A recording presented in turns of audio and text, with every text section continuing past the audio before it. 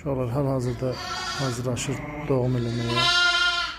İnşallah Allahın köməkliyi ilə görək nə qalır.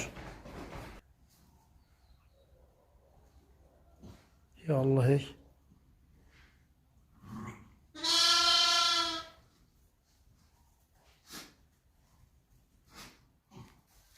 Nəysə bir gücbəla ilə doğuzdurduq. Həqiqətən çox bu heyvandarlıq çətin bir peşədə, Anadolullaha. Yəni bəzən insan elə çətinliklər arasında qalır ki, gəl görəsən.